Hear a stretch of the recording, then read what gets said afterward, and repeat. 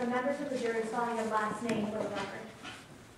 Good afternoon, my name is Hal Floyd, fellow Wesley. What do you do for a living?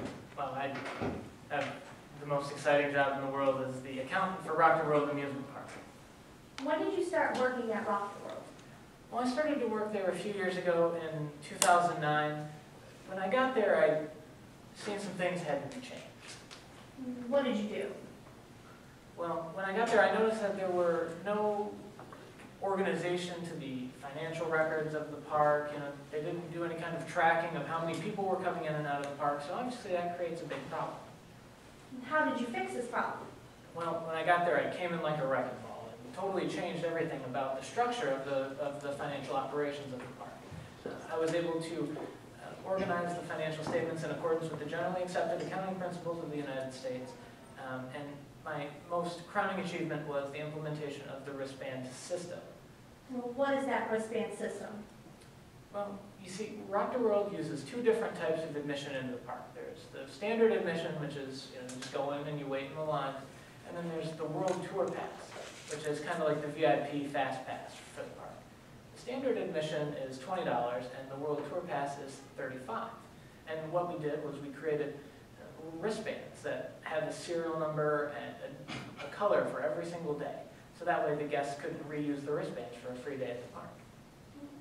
What was going on in the park during the summer of 2012? Well, up until then, everything had been right on track with the wristband system that I implemented.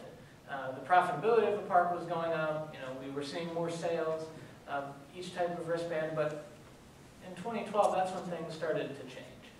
What changed?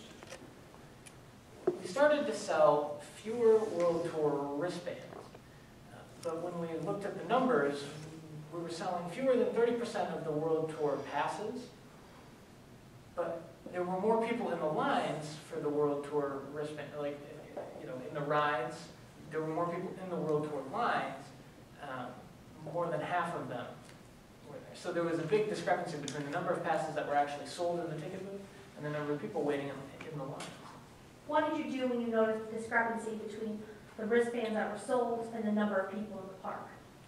Well, first we did the count, and we saw that there were these people in the line. So that left the only possible place a mistake could be happening would be in the ticket booth.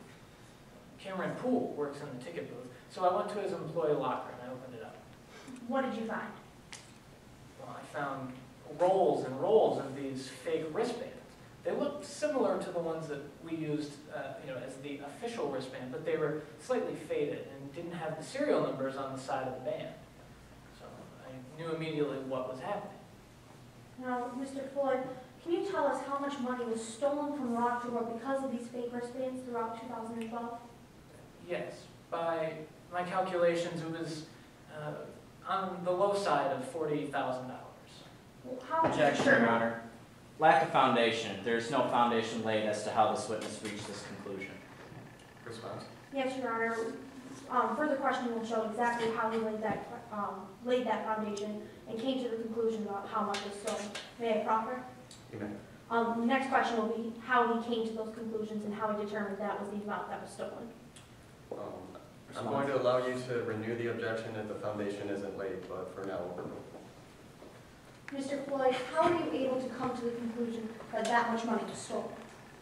Well, we use what's known as a linear regression model on the previous 2 years of sales, and we're able to apply that based on the actual number of people in the park for the 2012 months, and that would put out the projection for what it should be, because the growth rates were still similar. So then we took what should have been in sales and subtracted it from what we actually received in sales, and that was about 2,800 tickets. So how did you go from 2,800 tickets to roughly $40,000? Well, if you just multiply the two. Now, Mr. Floyd, I'd like to talk to you about August 30th of 2012. What happened on that day? Well, that was the day that I was working in the ticket booth. What happened when you worked the ticket? Well, the majority of that day went quite all right, but that was the day that the park's owner, J.C. Longstreet told Cameron Poole that he could go home and not come back. Poole seemed very upset by this, and he said that it's not over yet, and you can't push me out like this. What happened after Cameron Poole said, "You can't push me out like this"? Well, that was when I took over the booth, and then I continued to work there for the rest of the day. How did the rest of the day proceed? Well, it was about as exciting as working in the ticket booth of an amusement park could be. There wasn't really anything remarkable that happened until about closing time. What happened at closing time? Well, that was about 9 o'clock, and I was just starting to count all the money and compare the sales figures, and we were right on track with the day before last year. So everything was perfect. It was all matching up. But then I looked up, and I saw Cameron Poole just charging at me with this enraged look in his face. What happened when Cameron Poole started coming at you? Well, that's when I reached down into my pocket to try to get my phone so that I could call security. But he said, "Put that away or you'll regret it." What did you do next? Well, at that point, I didn't have anything left that I could do. He pulled out this knife, a knife that I had recognized as the defendant's knife. How did you recognize it as the defendant's knife? Well, it had this color, this magnificently blue handle. Blue's my favorite color, so I just attract anything that's blue. And I just remember that color, the shape. And it was a multi-tool knife, kind of like a Swiss Army type knife. I'd never seen anything like it.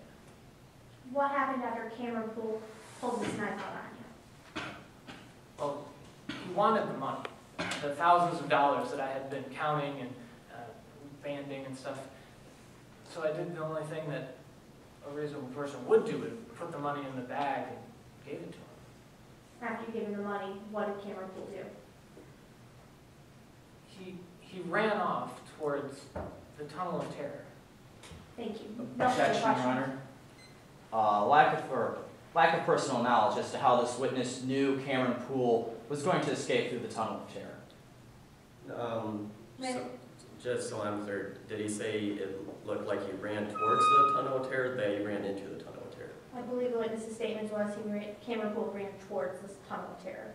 Okay, since he's saying towards it and not through it or into it, I'm going to allow overrule. No further questions at this time, Your Honor. Cross-examination? Yes.